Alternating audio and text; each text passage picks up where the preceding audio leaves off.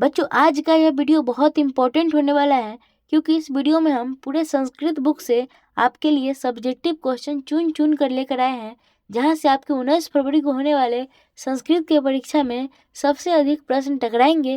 तो बच्चों बिना किसी देर के चलिए इस वीडियो को यहीं से शुरू करते हैं और आप भी इस वीडियो को स्किप नहीं कीजिएगा। तो बच्चों हमारा पहला चैप्टर है मंगलम। ठीक है, मंगलम चैप्टर से हमारा पहला प्रश्न है सत्य का स्वरूप क्या है। ठीक है, तो इसका हम आंसर लिखेंगे कि सत्य का महत्व बताते हुए महर्षि वेद व्यास कहते हैं कि हमेशा सत्य की ही जीत होती है। ठीक है, मिथ्या कदापि नहीं जीतता, यानी कि जो वेद व्यास महर्षि हैं वो कहते हैं कि सत्य की जीत हमेशा होती है लेकिन झूठ कभी नहीं जीतता। सत्य से ही देवलोक का रास्ता प्रशस्त होता है, यानी कि देवलोक का रास्ता सत्य से ही खुलता है। मोक्ष प्राप्त करने वाले ऋषि लोग सत्य को प्राप्त कर देवलोक जाते हैं, यानी कि जो ऋषि मोक्ष प्राप्त करते हैं या जो देवलोक जाते हैं वो क्या करते हैं, सत्य को प्राप्त करते हैं, क्योंकि देवलोक सत्य का ही खजाना है। ठीक है, लिख लेंगे। अगले क्वेश्चन की ओर चलते हैं। अगला क्वेश्चन है महान लोग संसार रूपी सागर को कैसे पार करते हैं, यानी कि जो संसार रूपी जो मायावी जो यह सागर है इसे महान लोग किस तरह से पार करते हैं। तो बच्चों लिखना है कि महान लोग सत्य मार्ग का अनुकरण कर संसार रूपी सागर को पार करते हैं, यानी कि सत्य को जान जाते हैं। यह संसार क्या है इस सच्चाई को महान लोग समझते हैं और इसी आधार पर महान लोग क्या करते हैं, संसार रूपी मायावी सागर को पार कर जाते हैं। ठीक है, अगला प्रश्न है आत्मा का स्वरूप कैसा है। आत्मा का स्वरूप कैसा है और वह कहाँ रहती है, मतलब कि आत्मा कैसा है और वह कहाँ रहता है। तो इसका लिखना है बच्चों आत्मा का स्वरूप अणु से भी सूक्ष्म और महान से भी महान है, यानी कि जो आत्मा है यह अणु से भी छोटा और महान से भी महान है। आत्मा प्राणी के हृदय रूपी गुफा में रहती है, यानी कि आत्मा का वास कहाँ है, मनुष्य के हृदय में है, यानी कि जो भी जीव जंतु मनुष्य के अलावा भी है उन सभी के हृदय में आत्मा रहती है। आत्मा का वास हृदय ही है। ठीक है, चलिए अगला चैप्टर है हमारा पाटलिपुत्र वैभवम। इस चैप्टर से पहला प्रश्न है कि पाटलिपुत्र का इतिहास कितना पुराना। बच्चों ये सभी जो प्रश्न मैंने लेकर आया है यह बहुत इंपॉर्टेंट प्रश्न, इसलिए वीडियो को स्किप नहीं कीजिएगा, क्योंकि अगर आप इन सभी प्रश्नों को कर लेते हैं तो इनमें से कोई ना कोई प्रश्न आपका हर चैप्टर से टकराएगा तो टकराएगा। ठीक है, चलिए पढ़ते हैं। पाटलिपुत्र का इतिहास कितना पुराना है। तो बच्चों लिखना है कि पाटलिपुत्र का इतिहास लगभग 2500 वर्ष पुराना है। ठीक है, और एग्जाम में ज़्यादा नहीं लिखना है, इम्पोर्टेंट आप पॉइंट्स लिख देंगे तो एग्जामिनर आपका नंबर दे देंगे। ठीक है, एग्जामिनर आपके पॉइंट्स का नंबर देते हैं। अगर कोई बच्चा बहुत पेपर भरता है तो उसका नंबर एग्जामिनर 1-2 मार्क्स से बढ़ा सकते हैं, लेकिन जो एग्जामिनर है वो उनका मेंटलिटी ये नहीं होता है, वो बच्चे का देखते हैं कितना नॉलेज है, कितना बच्चा पॉइंट लेके है। ठीक है, तो आप बस पॉइंट पर ध्यान देंगे। तो बच्चों देखना है कि पाटलिपुत्र का इतिहास कितना पुराना है। तो बच्चों पाटलिपुत्र का इतिहास लगभग 2500 वर्ष पुराना है। ठीक है, अगले चैप्टर की ओर चलते हैं। अगला क्वेश्चन है पाटलिपुत्र के प्राचीन महोत्सव का वर्णन करें। उत्तर मतलब कि इसका उत्तर है कि पाटलिपुत्र में शरद काल में कौमुदी महोत्सव बड़ी धूमधाम से मनाया जाता था। मतलब पूछ रहा था कि जो पाटलिपुत्र का जो महोत्सव है जो प्राचीन में मतलब कि बहुत समय पहले जो मनाया जाता था, कौन सा सबसे फेमस महोत्सव था। तो बच्चों कौमुदी नाम का महोत्सव था। ठीक है, महोत्सव बड़ी धूमधाम से मनाया जाता था, सभी नगरवासी आनंदमय हो जाते थे, यानी कि सभी नगरवासी बहुत खुशी से इस त्यौहार को मनाते थे। इस समारोह का विशेष प्रचलन गुप्त वंश के शासन काल में था, यानी कि जब गुप्त वंश का जब शासन काल था उस समय इस समारोह को बहुत धूमधाम से मनाया जाता था। अभी जो आजकल के जो दुर्गा पूजा है उस तरह से मनाया जाता था। बता रहे हैं कि आजकल जिस तरह दुर्गा पूजा मनाई जाती है उसी तरह प्राचीन काल में भी कौमुदी महोत्सव मनाया जाता है, यानी कि जिस तरह से दुर्गा पूजा का आयोजन बड़े भव्य तरीके से किया जाता है उसी तरह से जो प्राचीन काल था उस समय कौमुदी महोत्सव भी उसी तरह से मनाया जाता है। ठीक है, अगले प्रश्न पर चलते हैं। अगला प्रश्न है पाटलिपुत्र में कौन कौन से विदेशी यात्री है, यानी कि पाटलिपुत्र जो पटना है यहाँ पे कौन कौन से ऐसे विदेशी यात्री थे जो घूमने आए थे। ठीक है, तो बता रहा है कि मेगस्थनीज मेगास्थनीज का आपने नाम सुना होगा, ये बहुत फेमस दार्शनिक थे। तो मेगास्थनीज, फरहान, हेनसांग, इत्सिंग आदि विदेशी यात्री पाटलिपुत्र आए थे। मतलब ये सब बहुत भ्रमण करने वाले लोग थे, ये सभी लोग पटना भी आए थे। ठीक है, अगला हमारा चैप्टर है अलस कथा। इसके बारे में तो आपने सुना ही होगा क्योंकि ये बहुत फेमस चैप्टर है। तो बच्चों इसका हम पहला प्रश्न करते हैं कि अलस कथा का मुख्य संदेश क्या है, यानी कि अलस कथा जो कहानी है इसका मुख्य संदेश क्या है। तो इसका हम आंसर लिखेंगे कि अलस कथा का मुख्य संदेश है कि आलस आलस जो है यह क्या है, मनुष्य के पतन का कारण बनता है। यानी कि मनुष्य का, अगर कोई व्यक्ति बहुत अच्छा है, बहुत अच्छे पद पर चला गया, लेकिन अगर व्यक्ति आलसी हो गया तो उस व्यक्ति का उस दिन से पतन शुरू हो जाता है, यानी कि उसका डाउनफॉल शुरू हो जाता है। ठीक है, तो ये आपको याद रखना है, ये सभी क्वेश्चन बहुत इंपॉर्टेंट है। ठीक है, फिर से कह दिए हैं। अगला क्वेश्चन है कि आलसी व्यक्ति की क्या विशेषता है। आलसी व्यक्ति मतलब क्या कमी या विशेषता होता है, वही हम पढ़ेंगे।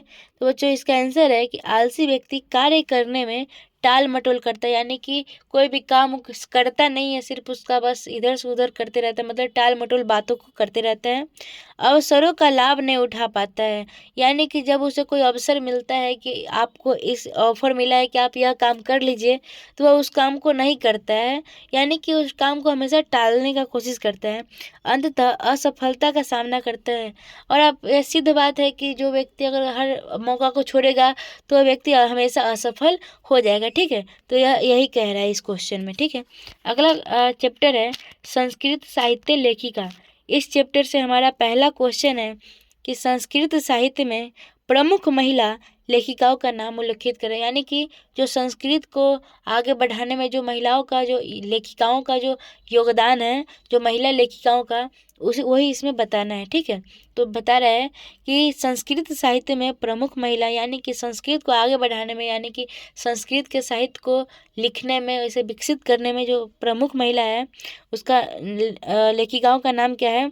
मैत्रेयी है, गार्गी है, लोपामुद्रा है, अपाला है, घोषा है, रोमसा है, शशि प्रभा है, विजयांका है, सुभद्रा है आदि। मतलब कि बहुत सारे, लेकिन इन सभी का नाम जो है जो उपनिषद, यानी कि जो बड़े बड़े जो पहले के जो पुराने जो बुक्स हैं उनमें इन सभी का नाम मिला है। इनके अलावा और भी हो सकते हैं जिनका बुक जो होगा वो दब कर कहीं रह गया होगा, तो इसीलिए यहाँ पर आदि लिख दिया गया है कि और भी हो सकते हैं। ठीक है, ये भी क्वेश्चन इंपॉर्टेंट है, इसको कवर कर लीजिएगा। अगले क्वेश्चन को चलते हैं। अगला क्वेश्चन है मैत्रेयी कौन थी। ठीक है, मैत्रेयी बहुत फेमस थी, तो उसके बारे में कि मैत्रेयी कौन थी। तो बच्चों मैत्रेयी प्राचीन भारत की एक विदुषी थी, यानी कि जो प्राचीन जो भारत है इसकी एक विदुषी थी, यानी कि अब इतना भी प्राचीन भारत की नहीं थी, यानी कि जो बहुत पहले की वो सब थी उनके कंपेरिजन में यह प्राचीन भारत की थी, जो याज्ञवल्क्य की पत्नी थी। ठीक है, याज्ञवल्क्य नाम के भी एक लेखक या कोई राजा थे जिनके वो पत्नी थी, और उन्होंने ब्रह्म विद्या का गहन किया था। उन्होंने, जो मैत्रेयी थी, उन्होंने ब्रह्म विद्या का अध्ययन, गहन अध्ययन, यानी कि बहुत डीपली में उन्होंने ब्रह्म विद्या को समझा था। ठीक है, अगला चैप्टर है हमारा भारत महिमा। यह भी चैप्टर बच्चों बहुत इंपॉर्टेंट है, इससे भी बहुत इंपॉर्टेंट क्वेश्चन आते हैं।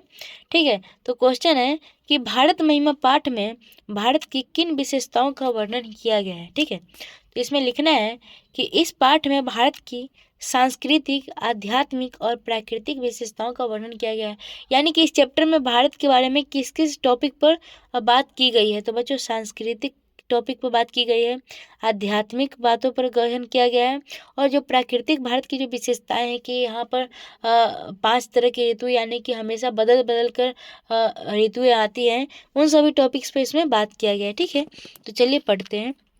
अगला क्वेश्चन है कि भारत को विश्व गुरु क्यों कहा जाता है, यानी कि भारत विश्व गुरु क्यों कहलाता है। तो इसका आंसर है बच्चों, भारत को विश्व गुरु कहा जाता है क्योंकि यहाँ के योग, आयुर्वेद, अध्यात्म, दर्शन आदि का ज्ञान पूरे संसार में फैला हुआ, यानी कि आपने सुना होगा कि आर्यभट्ट भी भारत से बिलोंग करते थे, या बहुत बड़े बड़े जो ज्ञानी लोग थे, नालंदा विश्वविद्यालय, ये सभी तो भारत में ही है ना। तो इसीलिए बच्चों भारत को विश्व गुरु कहा जाता था। यहाँ से लोग क्या करते थे, योग की शिक्षा प्राप्त करते थे, आयुर्वेद की शिक्षा शिक्षा प्राप्त करते थे, अध्यात्म की शिक्षा प्राप्त करते थे, दर्शन की शिक्षा प्राप्त करते थे, और भी ना जाने कितने अनेकों तरह के यहाँ से लोग शिक्षा प्राप्त करते थे। ठीक है, इसलिए भारत को विश्व गुरु कहा गया है, क्योंकि पूरे विश्व को भारत ने ही बहुत कुछ सिखाया है। ठीक है, अगला चैप्टर है हमारा भारतीय संस्कार, यानी कि संस्कार के बारे में इसमें पढ़ रहे हैं। ठीक है, पहला इसका क्वेश्चन है कि भारतीय संस्कारा पाठ में कितने संस्कारों का वर्णन किया गया है। तो बच्चों, अगर पूछा जाए कि कितने संस्कारों का वर्णन किया गया है, तो इसमें आप लिख सकते हैं कि इस पाठ में 16 प्रमुख संस्कारों का वर्णन किया गया है। अगर इस संस्कारों की संख्या पूछ रहा है तो आप यहाँ पर 16 लिखेंगे। ठीक है, क्योंकि इसमें बच्चों को बहुत कन्फ्यूजन होता है कि इसका प्रकार लिखना है कि इसका नंबर लिखना है। तो बच्चों, कितने जब पूछा जाए तो इसमें 16 ही लिखना है। ठीक है, अगला क्वेश्चन है कि उपनयन संस्कार का क्या महत्व है। बच्चों, उपनयन संस्कार का क्या महत्व है, तो इसका आंसर लिखेंगे कि उपनयन संस्कार में यज्ञोपवीत धारण कराया जाता है, जो विद्यार्थी जीवन का आरंभ प्रतीक है और इसे द्विजत्व भी प्राप्ति माना जाता है। यानी कि जो विद्यार्थी जीवन का जो बच्चा शुरुआती करता है, उस समय को क्या कहते हैं, उपनयन संस्कार कहते हैं। जब बच्चा विद्यार्थी जीवन में प्रवेश करता है उसे उपनयन संस्कार कहा जाता है। ठीक है, अगले क्वेश्चन की ओर चलते हैं।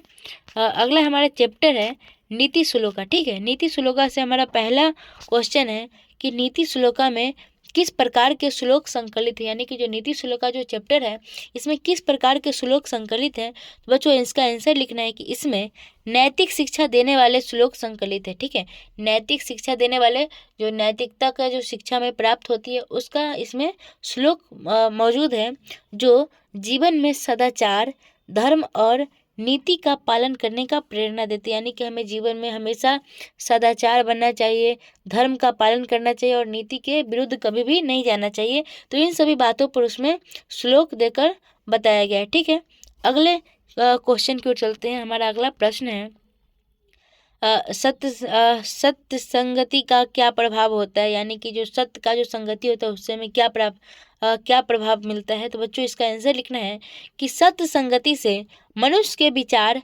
आचरण और व्यक्तित्व में सकारात्मक परिवर्तन आते हैं। यानी कि जो व्यक्ति सत्य संगति में रहता है उससे क्या होता है, उसके मनुष्य का जो अच्छा विचार होता है, उसका आचरण अच्छा हो जाता है और उसका व्यक्तित्व, यानी कि उसका जो बोल चाल या उसका जो समाज में जो उसका वैल्यू है, उसमें उसका बहुत अच्छा परिवर्तन आता है, जिससे उसका जीवन सफल और सार्थक बनता है। यानी कि जब आपका जीवन को सफल करना है तो आपको सत्संगति का प्रभाव में रहना होगा। ठीक है बच्चों, ये सभी बहुत इंपॉर्टेंट प्रश्न हैं जो आपके बोर्ड एग्जाम में आते हैं, या पिछले वर्ष भी या बहुत पहले भी आ चुके हैं, तो रिपीटेड करके ये क्वेश्चन सब है। ठीक है, चलिए अगला चैप्टर है करमवीर कथा। इसमें करमवीर नाम का एक दलित परिवार का बच्चा रहता है, उसके बारे में एक कहानी है।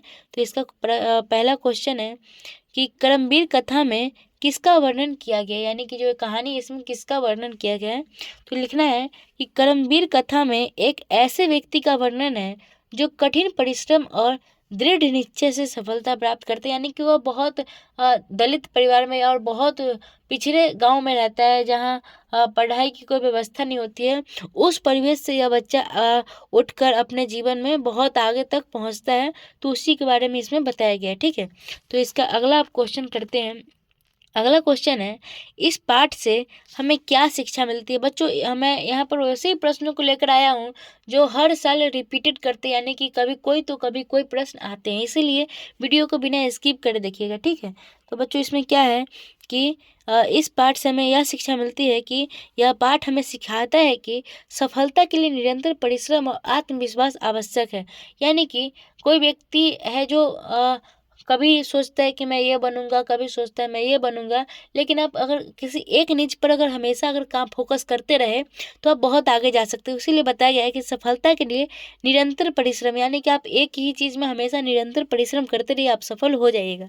और इसके साथ साथ सबसे इम्पोर्टेंट चीज़ है आत्मविश्वास। अगर किसी काम को करना है तो उसके प्रति आपको जुनून रखना चाहिए, या आपको जुनून भी बनाना पड़ता है। तो बच्चों, इसी से क्या होता है, हमें सफलता मिलती है। और इस पाठ में हमें इसी चीज़ का संदेश संदेश मिलता है। ठीक है, अगला हमारा क्वेश्चन है कि कर्मठ व्यक्ति और आलसी व्यक्ति में क्या अंतर है। यानी कि जो व्यक्ति हमेशा अपने जीवन में अच्छा चाहता है, अपने जीवन को आगे बढ़ाना चाहता है, और दूसरी तरफ एक ऐसा व्यक्ति है जो हमेशा सोया हुआ रहता है, हमेशा आलसी की तरह मन किया हुआ रहता है, तो उसमें क्या अंतर है। तो इसमें पढ़ना है बच्चों कि कर्मठ व्यक्ति हमेशा अपने कार्यों में लगे रहते हैं, यानी कि उसको अपना काम है तो अपने काम में लगा हुआ रहते हैं और सफलता प्राप्त करते हैं। जो कोई व्यक्ति अपना काम करता है तो हमें जाहिर सी बात है कि वो व्यक्ति सफल होगा। जब कोई बच्चा पढ़ाई करेगा तो वह ज़रूर सफल होगा। लेकिन उसी दूसरी तरफ क्या है कि जबकि आलसी व्यक्ति समय बर्बाद करते हैं और असफल होते हैं। आपको मैंने इससे पिछले भी चैप्टर में बताया है कि वह व्यक्ति क्या होता है, समय का महत्व को समझता नहीं है और हर मौका को छोड़ते जाता है। इससे क्या होता है, वह असफल हो जाता है। ठीक है, चलिए आगे चलते हैं। अगला चैप्टर है सुभाषिनी तानी। ठीक है, सुभाषी तानी। तो इसका हमारा पहला प्रश्न है कि सुभाषी तानी का अर्थ क्या है। ये जो शब्द है सुभाषी तानी, इसका अर्थ क्या है। तो इसका लिखना है कि सुभाषी तानी का अर्थ है अच्छे विचारों से युक्त सुंदर वचन या श्लोक। यानी कि जो वर्ड है इसका मतलब क्या है कि अच्छे विचारों से युक्त, यानी कि जो अच्छे अच्छे विचार होते हैं उससे मिला हुआ, और सुंदर वचन यानी कि जो सुंदर जो बातें होती है, सुंदर बोलियां होती है, उससे युक्त यह एक श्लोक है। ठीक है, चलिए अगले प्रश्न को चलते हैं। अगला प्रश्न है इस पाठ में किस प्रकार के श्लोक संकलित है। यानी कि ये जो पाठ है इसमें किस तरह के श्लोक संकलित है। ठीक है, तो इसमें बताया गया है कि इस पाठ में नीति, धर्म, सत्कर्म और जीवन मूल्यों से संबंधित श्लोक संकलित है। यानी कि नीति, धर्म और सत्कर्म और जीवन का जो सही मूल्य है उससे संकलित, उससे संबंधित इसमें श्लोक मौजूद है। ठीक है, चलिए अगले प्रश्न को चलते हैं। हमारा अगला प्रश्न है विद्या धनम सर्वप्रधानम का अर्थ क्या है। तो बच्चों इसका अर्थ है कि विद्या सबसे बड़ा धन है। ठीक है, जीवन में आपका सबसे बड़ा धन क्या है, विद्या है। जब आप रेलवे स्टेशन या कहीं पर जाते हैं, मान के चलिए आप कोई सामान अगर कीमती चीज़ रखे हुए हैं तो चोर उसे चुरा कर ले जा सकता है, लेकिन जो आपने ज्ञान अर्जित किया है कोई उसे चोरी नहीं कर सकता है। ठीक है, तो इसीलिए कहा गया है कि विद्या जो है सबसे बड़ा धन है, क्योंकि इसे कोई चुरा नहीं सकता है और यह हमेशा बढ़ती रहती है। अगर विद्या आप किसी को दान भी करते हैं तो उससे भी आपका विद्या का होता है बढ़ता है। आप नए नए चीज़ों को सीखते हैं, आपके मन में नए नए भाव प्रकट होते हैं। ठीक है, लेकिन अगर कोई सोना ही है, अगर आप सोना भी किसी को अगर दान करते हैं तो आपके पास उतना सोना घट जाएगा। ठीक है, अगले प्रश्न को चलते हैं। अगला प्रश्न है शत्रु भी मित्र बन सकता है। यह किस श्लोक में कहा गया है। ये जो चैप्टर है इसमें कौन सा श्लोक है जिसमें यह कहा गया है कि शत्रु भी मित्र बन सकता है। तो इसमें बताया गया है कि बच्चों असाधन नाम निहास्ती, क्या है, असाधन नाम निहास्ती। इस श्लोक में कहा गया है कि परिश्रम और विवेक से असंभव भी संभव हो सकता है, उसी तरह से शत्रु भी मित्र बन सकता है। ठीक है, अगले प्रश्न को चलते हैं। हमारा अगला चैप्टर है चाणक्य नीति। इसमें चाणक्य जी के नीति के बारे में इसमें बताया गया इस चैप्टर में। तो बच्चों पढ़ते हैं कि चाणक्य कौन थे। चाणक्य कौन थे, तो चाणक्य के बारे में पढ़ते हैं कि चाणक्य एक महान आचार्य, कूटनीतिज्ञ और मौर्य साम्राज्य के संस्थापक चंद्रगुप्त मौर्य के गुरु थे। जो मौर्य साम्राज्य के जो संस्थापक थे उनको शिक्षा देने वाले, उनको दीक्षा देने वाले कौन थे, चाणक्य थे। ठीक है, वो क्या थे, एक महान आचार्य। आचार्य मतलब प्रोफेसर समझिए, एक महान प्रोफेसर थे, कूटनीतिज्ञ थे, यानी कि हर बात में उनका दम होता था। वो नए नए चीज़ों को एक्सप्लेन करते थे। जो कुछ बातें ऐसी हो जाती थी देश के प्रति, तो उन सभी चीज़ों को ये बहुत कूटनीतिज्ञ थे। और मौर्य साम्राज्य के संस्थापक चंद्रगुप्त मौर्य के गुरु भी थे। ठीक है, इसका अगला प्रश्न है कि चाणक्य नीति का मुख्य उद्देश्य क्या था। जो चाणक्य ने नीति दिया था उस नीति को बच्चों चाणक्य नीति कहा गया है। ठीक है, तो इस नीति का मुख्य उद्देश्य क्या था। बच्चों चाणक्य नीति का उद्देश्य जीवन को सफल बनाने के लिए नीति, व्यवहार और कूटनीति के सिद्धांत देना था। यानी कि जीवन को सफल बनाने के लिए जो नीति चाहिए या जो व्यवहार हमें बना कर रखना चाहिए या जो कूटनीति हमें करना पड़ता है, तो उन सभी चीज़ों का यह मेल था और चाणक्य का यही सिद्धांत था। ठीक है, चलिए अगले प्रश्न को चलते हैं। ये सभी प्रश्न इंपॉर्टेंट है। ठीक है, अगला प्रश्न है कि स्वदेशे पूज्यते राजा, इस श्लोक का अर्थ क्या है। तो बच्चों इस श्लोक का अर्थ है इस श्लोक में बताया गया है कि राजा केवल अपने देश में पूजनीय होता है, लेकिन विद्वान हर जगह सम्मानित होते हैं। यानी कि आप समझ के चलिए कि अगर कोई राजा है तो वह अपने ही जहाँ जो उसका राज्य होगा वहीं की प्रजा उसे कहेगी कि राजा साहब प्रणाम। लेकिन अगर कोई विद्वान है, अगर कोई गुरु ही है या कोई शिक्षक ही है, तो उसे पूरे विश्व में उसे शिक्षक को हमेशा सम्मान मिलती है और मिलती रहेगी। ठीक है, तो यही इसमें बताया गया है कि विद्वान का हर जगह उसका मान सम्मान बना रहता है, उन्हें हर जगह पूजनीय रूप दिया गया है। ठीक है, अगला प्रश्न है विद्या अमृत मसुरते श्लोक का अर्थ क्या है कि विद्या अमृत मसुरते का इसका अर्थ क्या है। तो बच्चों बताया गया है कि इसका अर्थ है कि इसका अर्थ है कि विद्या से ही मनुष्य को अमरता प्राप्त होती है। यानी कि अगर कोई व्यक्ति जैसे अमरता होता है, अमर आप समझ लीजिए कि अगर कोई व्यक्ति बहुत विद्वान है तो आप सुनते हुए कि महात्मा गांधी का नाम अमर हो गया। तो बच्चों यही है कि इसका अर्थ है कि विद्या से ही मनुष्य को अमरता प्राप्त होती है, क्योंकि उसका ज्ञान सदैव बना रहता है। यानी कि अगर कोई व्यक्ति किसी का आइडल बनता है, यानी कि किसी का महात्मा गांधी जी आइडल होंगे, किसी के रविन्द्रनाथ टैगोर जी या किसी के बाबा साहेब भीमराव अम्बेडकर जी अगर बहुत पूजनीय है तो उन लोगों में आइडल बनते हैं कि हम इनके जैसा बनना चाहते हैं या हम इनके जैसा मेहनत करेंगे या हम इनकी जितना डिग्रियां प्राप्त करेंगे। तो बच्चों उसी तरह से क्या होता है कि उनका एक नाम इस तरह से इतिहास में छप गया है जो उनको अमर बनाता है। तो बच्चों विद्या से क्या होता है कि इंसान हमेशा के लिए अमर हो सकता है। ठीक है, वो दुनिया में रहेगा तो नहीं, लेकिन उसका नाम से वो इंसान क्या है, अमर हो सकता है। ठीक है, चलिए अगले प्रश्न पर चलते हैं। अगला क्या है, अगला चैप्टर है हमारा हितोपदेश नीति कथा। ठीक है, इसमें हित के उपदेश के बारे में बताया गया है कि हितोपदेश का अर्थ क्या है। ठीक है, तो बच्चों देखना है कि हितोपदेश का उद्देश्य नैतिक शिक्षा देना और नीति का महत्व समझाना है। ठीक है, यानी कि लोगों में नैतिक शिक्षा को देना और जो नीति चलती है, दुनिया जिस नीति से चलती है या दुनिया में जिस तरह से हर चीज़ का अपना अपना नियम कानून होता है, उस चीज़ को इसमें समझाना है। चलिए अगले प्रश्न पर चलते हैं।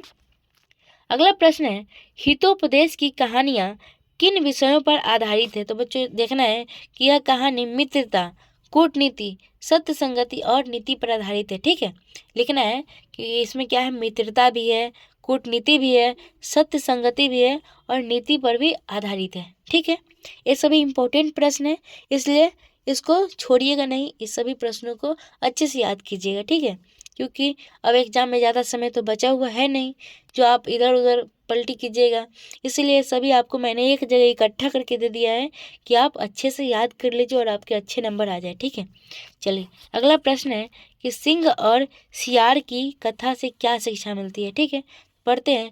इस कथा में हमें यह शिक्षा मिलती है कि धूर्तों से सावधान रहना चाहिए और अपनी बुद्धि का सही उपयोग करना चाहिए। या यहाँ पर जो सियार की जगह पर कुछ और भी होगा जो आप देख लीजिएगा। ठीक है, चलिए अगला है रामायण से महत्व। इस चैप्टर से हमारा पहला प्रश्न है कि रामायण किसने लिखी थी, यानी कि रामायण के जो रचयिता है वो कौन थे। बच्चों लिखना है कि रामायण की रचयिता महर्षि वाल्मीकि ने की थी। यानी कि रामायण की जो रचना है वह किसने की थी, तो महर्षि वाल्मीकि जी ने की थी। ठीक है, अगला प्रश्न है रामायण में कुल कितने खंड है। बच्चों रामायण में कुल 7 खंड है। कितने हैं, कुल 7 खंड है। ठीक है, अगले प्रश्न को चलते हैं। अगला प्रश्न है रामायण का मानव जीवन पर क्या प्रभाव पड़ता है, यानी कि मनुष्य के जीवन पर रामायण जो धार्मिक जो ग्रंथ है इसका क्या प्रभाव पड़ता है। तो बच्चों रामायण से हमें आदर्श जीवन, धर्म, कर्तव्य, भक्ति और नीति की शिक्षा मिलती है। यानी कि हमें अपना आदर्श जीवन और धर्म को किस तरह से हमें मानना चाहिए और जो हमारा कर्तव्य क्या है, भक्ति क्या है, नीति की शिक्षा, इन सभी की हमें शिक्षा मिलती है। ठीक है, अगले प्रश्न को चलते हैं। अगला प्रश्न है रामायण का सबसे महत्वपूर्ण पात्र कौन है और क्यों। यानी कि जो रामायण है इसका प्रमुख सबसे जो मेन जो होता है वो कौन है, इसमें रामायण में कौन है। तो बच्चों देखना है कि भगवान श्री राम जी जो हैं सबसे महत्वपूर्ण पात्र हैं, क्योंकि वह मर्यादा पुरुषोत्तम है और हमें आदर्श जीवन जीने की प्रेरणा देते हैं। बच्चों ये सभी प्रश्न जो है यह सिर्फ एग्जाम के दृष्टिकोण से ही नहीं बल्कि एक मनुष्य के एक नॉर्मल जीवन में भी यह सभी प्रश्न उतारना बहुत ज़रूरी है, क्योंकि ये जो भगवान श्री राम जी थे, इन सभी की जो जीवनी है या इन सभी के द्वारा जो ये रामायण या महाभारत, इन सभी चीज़ों में जो हमें शिक्षा मिलती है, या इस माध्यम से अगर हम अपने जीवन को उतारे तो बच्चों बहुत सरल और बहुत सुंदर हमारा जीवन व्यतीत होगा। बच्चों ये सभी बहुत इम्पोर्टेंट एग्जाम की दृष्टि से भी है और जीवन जीने के लिए भी ये सभी प्रश्न बहुत इम्पोर्टेंट है। ठीक है, गौर से देखिएगा कि भगवान श्री राम अपने महत्वपूर्ण पात्र है, यानी कि जो रामायण है इसमें सबसे महत्वपूर्ण पात्र भगवान श्री राम है। और क्यों है, तो ये अपने मर्यादा यानी कि उनका जो मर्यादित, उनका जो क्या बोलते हैं, उनका जो मर्यादित जो उनका चरित्र था, उनके कारण भगवान श्री राम क्या है, इसका मेन कैरेक्टर बन पाए और हमें आदर्श जीवन जीने का प्रेरणा देते हैं, यानी कि हमें अच्छे जीवन जीने का ये इसी से हमें प्रेरणा मिलता है भगवान श्री राम जी से। ठीक है, अगला हमारा चैप्टर है महाभारतस्य महत्व, यानी किसी महाभारत के महत्व के बारे में पढ़ना है। बच्चों महाभारत किसने लिखी थी, यानी कि महाभारत के रचयिता कौन थे। बच्चों महाभारत की रचना महर्षि वेद व्यास जी ने की थी, यानी कि रामायण की रचना महर्षि वाल्मीकि और महाभारत की रचना किसने की थी, महर्षि वेद व्यास जी ने की थी। ठीक है, अगले प्रश्न को चलते हैं। अगला प्रश्न है महाभारत में कितने पर्व हैं, यानी कि जैसे जिस तरह से रामायण में खंड थे उसी तरह से महाभारत में क्या है, पर्व है। तो महाभारत में कुल 18 पर्व हैं। ठीक है, अगले प्रश्न को चलते हैं। गीता का उपदेश किसने और किसे दिया था, यानी कि गीता का उपदेश किसने और किसे दिया था। तो श्री कृष्ण जी ने क्या किया था, अर्जुन को गीता का उपदेश दिया था, यानी कि अर्जुन को श्री कृष्ण जी ने गीता का उपदेश दिया था। ठीक है, अगला प्रश्न है महाभारत से क्या शिक्षा मिलती है। ठीक है, तो बच्चों महाभारत से हमें क्या शिक्षा मिलती है कि महाभारत से हमें धर्म, कर्तव्य, नीति, त्याग और न्याय की शिक्षा मिलती है। महाभारत में क्या क्या है, धर्म के बारे में है, कर्तव्य के बारे में है, नीति के बारे में है, त्याग के बारे में और न्याय के बारे में। इन सभी की हमें शिक्षा किससे मिलती है, महाभारत से मिलती है। ठीक है, अगले प्रश्न को चलते हैं। अगला हमारा चैप्टर है भागवत गीता की शिक्षा, यानी कि इसमें भागवत गीता के बारे में पढ़ाया गया है। तो पढ़ते हैं बच्चों कि गीता में कुल कितने अध्याय हैं, यानी कि कुल कितने चैप्टर्स हैं। तो बच्चों गीता में कुल 18 अध्याय हैं। ठीक है, अगले प्रश्न को चलते हैं। अगला प्रश्न है कि कर्मण्यवादी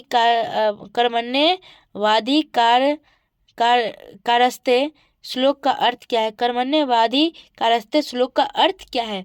बच्चों इस श्लोक का अर्थ है कि हमें कर्म करते रहना चाहिए लेकिन फल की चिंता नहीं करनी चाहिए, यानी कि कर्म हम करते रहेंगे तो जो फल खुद ही ऊपर वाले की कृपा होगी तो हमें फल मिलेगी। ठीक है, अगले प्रश्न को चलते हैं। अगला प्रश्न है भागवत गीता का मुख्य संदेश क्या है। जो भागवत गीता है इसका मुख्य संदेश क्या है। वो जो गीता का मुख्य संदेश निष्काम कर्म, भक्ति, ज्ञान और आत्मा की अमरता है, यानी कि इसमें हमें किसी भी निस्वार्थ भावना से किसी काम को करना चाहिए उसके बारे में बताया गया है, भक्ति के बारे में बताया गया है, ज्ञान के बारे में बताया गया और आत्मा की अमरता है उसके बारे में भी इसमें चर्चाएं की गई है। ठीक है, चलिए अगले प्रश्न को चलते हैं। अगला प्रश्न है भागवत गीता का महत्व क्यों है, यानी कि भागवत गीता किस तरह से महत्वपूर्ण है, यानी कि किस इसका महत्व क्या है। ठीक है, तो भागवत गीता जीवन को सही दिशा देने वाली ग्रंथ है जो प्रत्येक व्यक्ति को धर्म और कर्तव्य का ज्ञान कराती है, यानी कि जो धर्म है और कर्तव्य है इसका ज्ञान हमें किससे मिलता है, तो भागवत गीता से मिलता है। ठीक है, चलिए बच्चों अगला प्रश्न है, अगला चैप्टर है हमारा पंचतंत्र की कहानियाँ। तो पंचतंत्र की कहानियाँ से हमें क्वेश्चन मिलती है कि पंचतंत्र की रचना किसने की। तो बच्चों पंचतंत्र की रचना किसने की थी, तो पंचतंत्र की रचना आचार्य विष्णु शर्मा जी ने की थी। ठीक है, आचार्य विष्णु शर्मा जी ने पंचतंत्र की रचना की थी। ठीक है, अगले प्रश्न को चलते हैं। अगला प्रश्न है पंचतंत्र की कहानियों का उद्देश्य क्या है। ठीक है, तो पंचतंत्र की कहानियों का उद्देश्य क्या है कि इन कहानियों का उद्देश्य नीति, व्यवहारिक बुद्धि और नैतिक शिक्षा देना है, यानी कि नीति के बारे में, व्यवहारिक बुद्धि और नैतिक शिक्षा, इन तीनों के बारे में इसमें बताया गया है। ठीक है, अगला है बिल्ली और मूसक की कथा से क्या शिक्षा मिलती है। जो बिल्ली और मूसक का जो कहानी है इससे क्या शिक्षा मिलता है, तो इस कहानी से हमें यह शिक्षा मिलती है कि संकट के समय में हमें एकजुट होकर काम करना चाहिए, बच्चों इसमें क्या है कि जैसे कि बिल्ली थी जो डेली डेली आकर मूसों को जैसे मूसक थे उनसे खा जाती थी। तो सभी जो मूसक थे वह सभी एक तरह से कह सकते हैं कि जिस तरह से गांव में पंचायती करवाई जाती है, तो उसी तरह से एक साथ बैठकर सभी वार्तालाप किए और इनका इसका हल निकाले थे। ठीक है, अगला प्रश्न है कि दो मित्र और भालू की कहानियों से क्या शिक्षा मिलती है। तो बच्चों इस कहानी से हमें यह शिक्षा मिलती है कि संकट के समय सच्चे और झूठे मित्र की पहचान होती है। इसमें क्या था कि जैसे कि दो मित्र जंगल से गुजर रहे थे और एक मित्र को पेड़ पर चढ़ने आता था और दूसरे मित्र को पेड़ पर चढ़ने नहीं आता था। तो एक मित्र तो झट से भालू को देखा तो पेड़ पर चढ़ गया, लेकिन दूसरा मित्र क्या हुआ, नहीं चढ़ पाया। तो दूसरा मित्र ने अपने बुद्धि का प्रयोग किया और वह जमीन पर मरे की तरह सो गया, क्योंकि वह जान चुका था कि जो मेरा मित्र जो पेड़ पर चढ़ा है वह मेरी मदद करना नहीं चाहता, वह मुझे इस हालात से निकालना नहीं चाहता है। तो उसने अपने बुद्धि का प्रयोग किया और जमीन पर मरे की तरह सो गया। तो भालू तो मरे हुए जीवों को नहीं खाता है, इसीलिए क्या हुआ कि भालू ने उसे छोड़ दिया और उसके बाद उसे समझ में आया कि मित्र जो वही है जो हमें समय पर काम आए, जो हमारे बुरे समय में जो काम आए वही हमारा सच्चा मित्र है। ठीक है, तो बच्चों ये थे आपके पूरे संस्कृत बुक से VVI सब्जेक्टिव क्वेश्चन और उसके आंसर, जहां से आपको 19 फरवरी को होने वाले संस्कृत के एग्जाम में सीधे सीधे प्रश्न टकराएंगे। तो बच्चों अगर आपको हमारी वीडियो अच्छी लगी हो तो हमारे वीडियो को लाइक कीजिए, अपने दोस्तों के साथ शेयर कीजिए और चैनल पर नए हैं तो चैनल को सब्सक्राइब कर लीजिए। मिलते हैं अगले किसी नए टॉपिक के साथ, तब तक के लिए अपना ख्याल रखें। जय हिंद।